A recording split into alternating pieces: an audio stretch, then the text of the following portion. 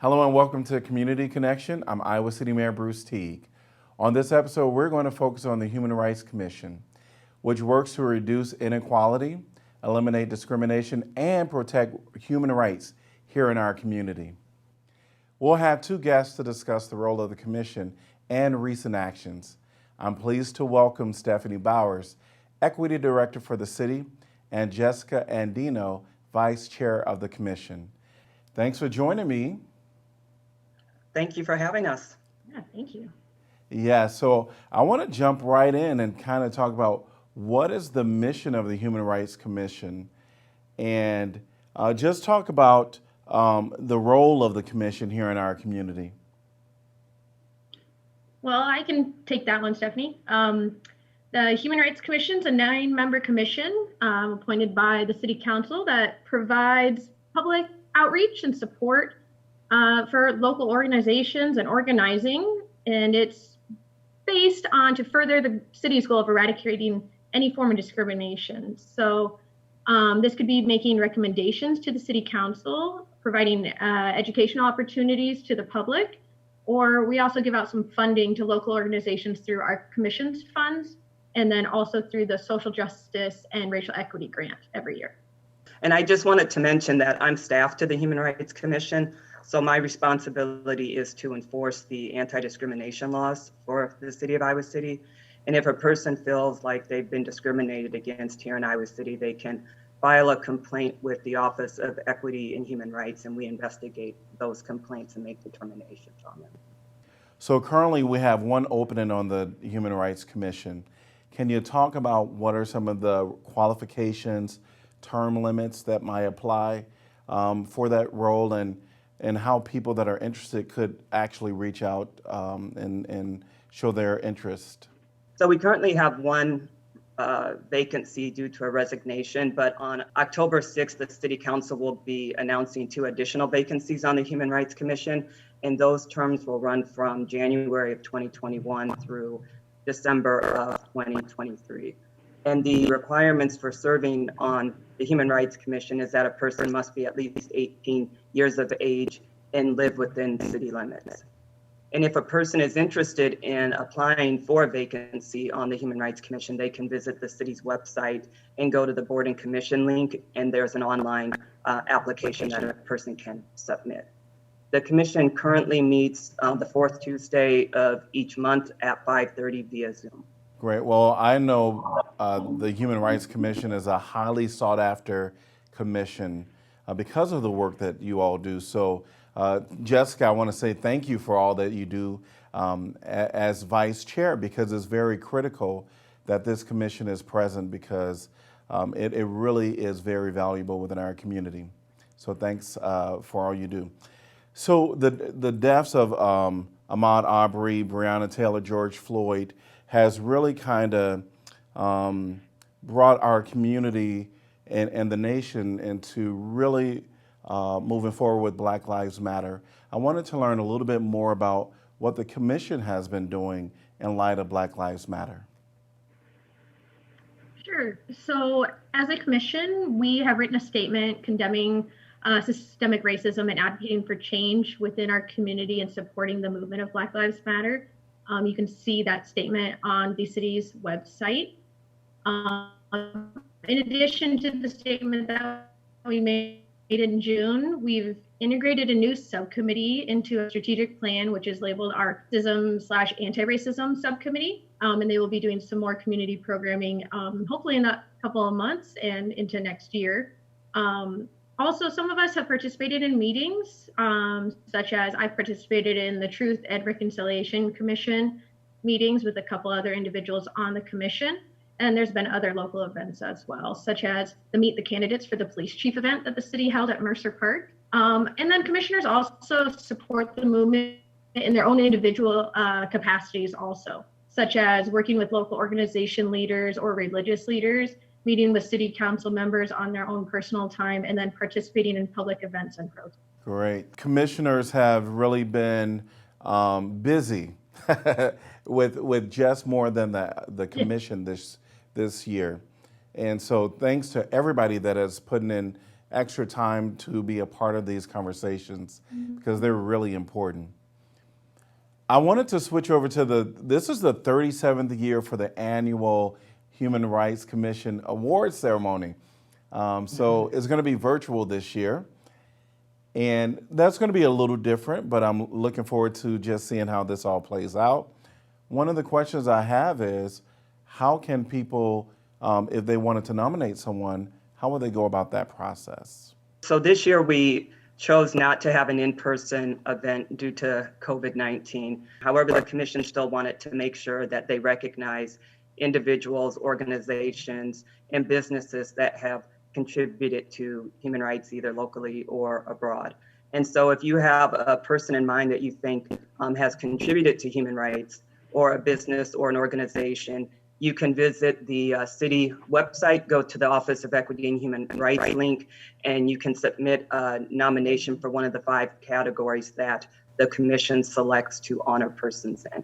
Well, great. This has really been a great opportunity for unsung heroes to be highlighted within our community for the work that they've done. And so I've always enjoyed going and learning who's going to get the Bill Regan Award. And so it's been kind of a neat thing every year to really hear about the stories of people in our own community that sometimes I have never heard about. So this will be another opportunity virtually, and maybe the audience would even grow this time around from in participation. So looking forward to that opportunity still. The nominations are open until Friday, October 16th. All right, so October 16th, get those nominations in before the final deadline takes place. So one of the things is the Social Justice and Racial Equity Grant. And can you tell us a little bit about that grant and also what that timeline and application look like as well? So since 2015, the city has offered a social justice racial equity grant. And the purpose of the grant is to encourage, empower, and engage social justice and racial equity initiatives here in the community. And so the allocated amount for this round of the grant is $75,000. And an Iowa City organization can apply for up to $25,000 in their application to do an event, activity, or a program that would advance social justice or racial equity in the community. And the grant has 6 priority areas. So if your application deals with one of these 6 areas, it's more likely to be recommended for funding. And those 6 areas are building community, education, employment, health, housing, and criminal justice.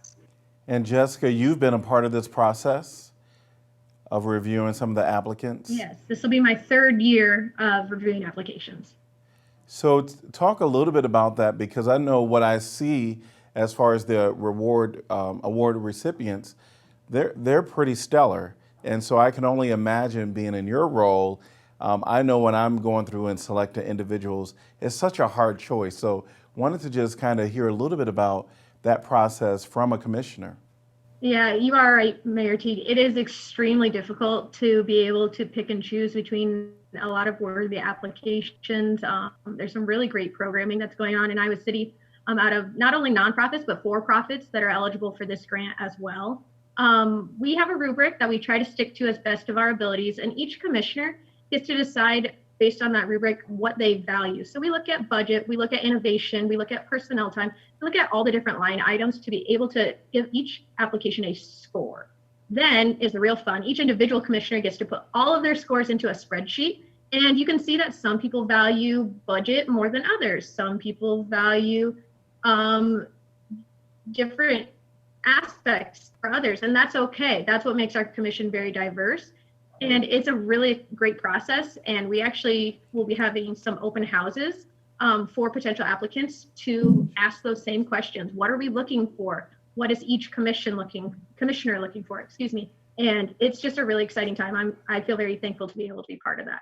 Awesome. Well, thanks. I know how challenging it is to do any of those reviews when you are trying to figure out who will be that one recipient. So thanks for the work that you do there. Now, you all have a lot going on, especially this year. You have much more going on. I understand that there's a monthly newsletter. It's called The Lens. And tell us about that and how can people get connected with The Lens and sign up for that newsletter? Sure. So they can visit the City of Iowa City website, and if they go to the Office of Equity and Human Rights, we upload each new edition of the newsletter each month. You can also, when you're on the city's website, go to e-subscriptions and sign up to get emails from the Office of Equity and Human Rights, and that's just a great way to stay informed in regards to when the commission is meeting, some of our upcoming programs or events, to learn when we have the informational sessions on the social justice and racial equity grant, and then also to receive the monthly Lens email. Great, great, great. Well, thanks to both of you. I wanted to just, again, say thanks for all the hard work that you're doing this year, and also offer an opportunity for any final words to those that are out there. And Jessica, because I know that there's going to be an opportunity for somebody to join as on the commission, so you might want to put one last word out there so you can get some good colleagues to help you in this process. I would love to have people join us. You don't have to be a commission member to join as well. All of our meetings are fortunately online and via Zoom, so they're really easy to attend. You just have to register through the city's website. So anybody that's interested in applying before the October deadline, I would just suggest that they come and join us on the fourth Tuesday of each month to be able to interact, see what happens, and get a really good feel for what's going on in Iowa City. I'm happy that you mentioned that because it's an open meeting, right? So the community is invited. Correct. And so, Yep. so that is good. Thanks for putting that out there. So anybody out there that really do want to see the work of the commission and the work of Jessica, who is our vice chair of the commission, come on out and be a part of that virtually. There's an opportunity there. All right, Stephanie, any final words that you would like to share? I would just like to thank you for the opportunity to talk about the commission, about what the office does, and for ways for people to keep in touch with us. So it's very much appreciated, Mayor Teague. Thanks to you both for being a part of today. Really appreciate it, just telling the story of the great work that our Human Rights Commission is doing. And thanks to you, Jessica, and thanks to you, Stephanie, for joining me today. Take care. Thanks. Thank you. That's all for this episode. We'll be back again next week with another Community Connection. Remember to mask up when you head out. Thanks, Iowa City.